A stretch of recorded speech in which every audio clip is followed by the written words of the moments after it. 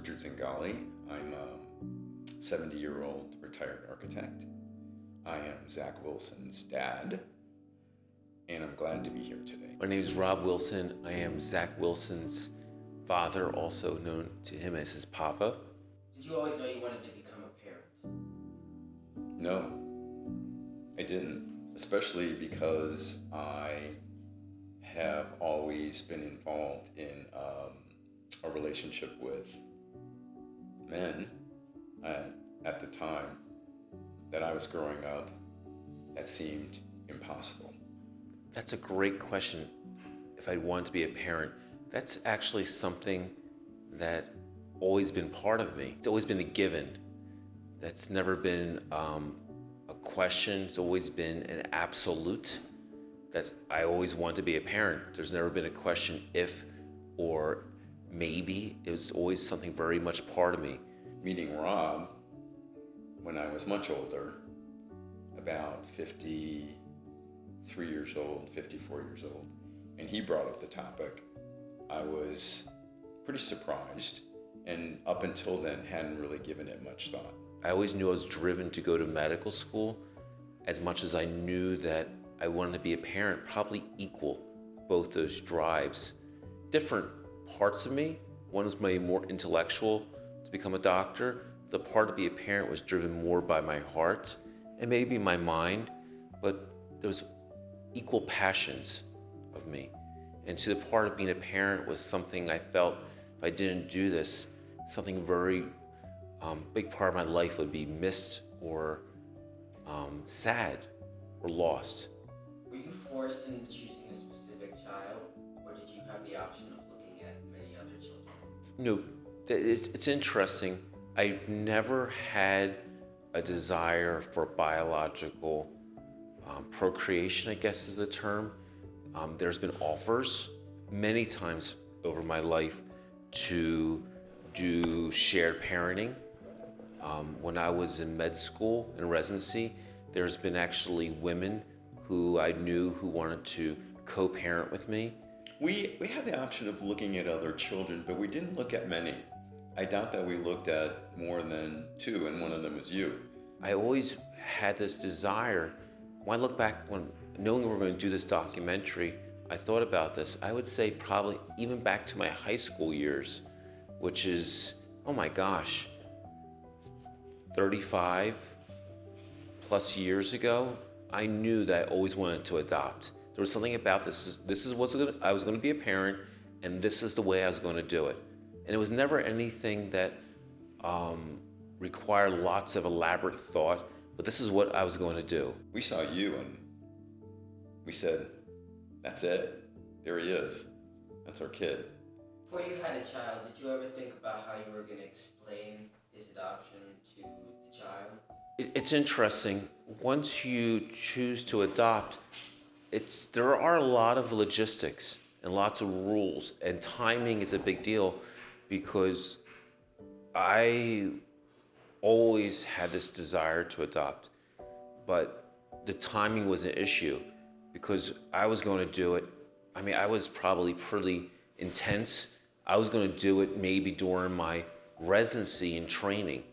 So I actually thought when I was at University of Penn in my training, this is 1999, 1998, 2000, I started looking into this.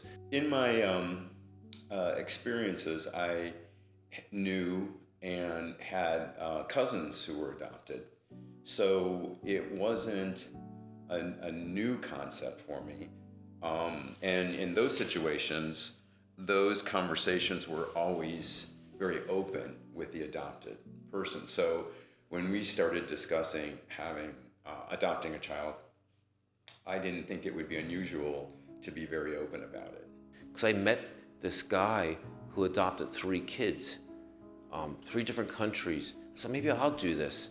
But in those days, I was working like 80, 90, 100 hours a week and doing all this stuff. I was working as a neuro-oncologist. I go, this is not the right time.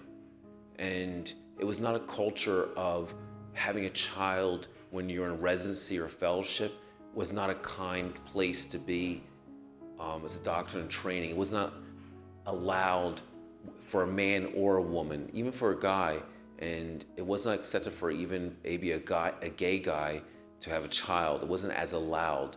So it was like timing was everything with work schedule, the culture of medicine. But I was really looking into this and looking for the perfect time. But then it seemed like I was getting to a certain age and I realized there was never going to be a perfect time. So in the early 2000s, I really just got organized and said, this is going to happen. And I started really figuring out the paperwork, the legal, going to conferences, and did all this stuff and had it all lined up. Does it bother you having a child that is adopted? Absolutely not. Absolutely not. No way. How was the culture change, the culture difference? Because if you adopted your child from, let's say, Guatemala, how was the culture change between you? Oh, specifically because it was from a different country. Yes. Interesting. I don't know that it made much difference because you're adopting a child and you're going to love that child no matter where they come from. You know, when adoption happened, living in Florida, I was going to adopt on my own, and then I met your dad, your father, and then we decided to do it together. That was something we shared together when we met, but I was really driven like to do this on my own. And then we met and we came together, but I was really going to be doing this on my own. Once again, I don't think we gave it much thought. At the time, there were probably certain constraints on our adoption that led us to adopting from Guatemala. We came together as a couple, and then came you. Florida was not allowing people to allow same-gender couples to adopt domestically in the United States. So international adoption was the only way to adopt. We weren't married at the time. We were married years later. When you were what, 6, I think? 6, 7 years old? Only certain countries allowed women to adopt, and couples that had male-female couples to adopt. So Guatemala is one of the countries that allowed this scenario to happen. And in Guatemala also only allowed men to adopt boys. They had some odd rules about, they didn't think that a man should adopt a girl. We didn't give it a second thought that it was Guatemala. It made it more difficult given that traveling there, having to have professionals in each country, ours and Guatemala, to coordinate the process made it more difficult. And that's probably what we thought about more, as we got into it, was, having a group of professionals to help us get this done, where if it was just in this country, it would have been a little easier. From your viewpoint, do you think your relationship would be different if it was a biological child? Probably not. I mean, you are who you are. You are who you are. No, I don't think that at all. I think love, as that saying is love is love. I mean, I think I'm a very spiritual person. I'm a very religious person. I think the child that's meant for you is the one that's meant for you. The woman who did our social worker paperwork, who did our home study, she did 1,000 children, close to 1,000 children. She goes, the child who came to you, who will come to you, is the one that's meant for you. And that was what she said to us back in 2005. And that's always sort of goes to me in my heart and my mind many times when I think about you, Zach. And so, you're the one who's meant for us. Would it change because genetically there was, perhaps some linkages with, in our relationship? I think it has more to do with how you actually, parent, how you relate to your child, how you love your child, the things you learn about each other. And I don't know that if it was biological that would be any different. I don't understand these terms when people say biological or adoption. I mean, the child who's with you is the one who's with you. As a doctor, you'll see children who are biologically someone's child, and they can be the whole spectrum of that family. You have to reinforce to that family, that child is still your child.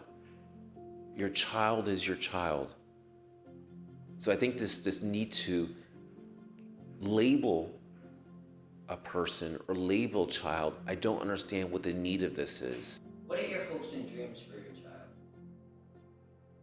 That he launches in a way that makes him happy, and in a way that he can do the things that he'd like to do, that he have a family, that he understands how wonderful being in a family is because of his experiences with us. Something I, prior to making the decision to adopt, thought I would never experience, but here we are, and it's one of the most wonderful experiences an individual can have. Oh my gosh, I think like any parent, you just want your child to be peaceful, find happiness, be self-sufficient. You want the world to be peaceful and of solace. I want him to go to college. You just want them to be loved and to give love. That's all. I want him to have the life that he wants. That's all you really want. So my hope is that he's successful in something that he's passionate about, and he's able to take care of himself doing that, and that he has a family and surrounds himself with people who care about him, are excited for him, and love him. Do you recommend adoption? Yeah, these questions are very interesting because I think these questions reflect often many of people's ideas and concepts. But yes, I think yes, if you can do it and you have capacity to do it and open your heart up. Oh yeah. If I recommend it for several reasons. Certainly if you're not able to, biologically have a child. And for the second reason that there's just so many wonderful kids out there. There's just so many wonderful kids out there that would benefit from, being in a relationship with a family that wasn't their biological family. Yeah, it's probably, being a parent is the best thing I've ever done. And if I could, I would do it again. I love it. I think it's great. I have not known anybody who's done this who's ever regretted it. I think adoption is a very caring, a very loving, and a very noble thing, quite frankly. You may ask, why? Why is it important to know all the facts about adoption? Well, it's important to know so even if you don't adopt or don't want children and you know people in your life who are struggling to have them or don't want to get pregnant, you can help them look into adoption or tell them about it and how it could possibly change theirs and a child in need's life. My story of adoption, believe it or not, is a better story than most. As of right now, there are more than 107,000 children eligible and waiting for adoption in foster care in the U.S. alone, which is an insane number. Unfortunately, every year about 23,000 children age out of the foster care system without finding a forever family, and as soon as they leave, another group of kids enter the system. I personally didn't get much time in the system, but 29% of all children will spend at least 3 years in the system, and that is more than anyone should ever get. After they get out of the system, only 2% will go on to receive a higher education. Everyone deserves the right to a proper education, as stated in the 14th Amendment. Besides the downsides, adoption does allow hopeful parents to raise a child they wouldn't have otherwise. For couples struggling with infertility, adoption is a guaranteed way to add a child to their family, which can truly be a miracle. It allows couples and single adults to share their lives with a child and enjoy the unique experience of parenthood, which makes everyone grow. But most importantly, adoption provides loving, stable homes to children who need them, just like it did for me and so many others. Thank you. I hope you enjoyed the video.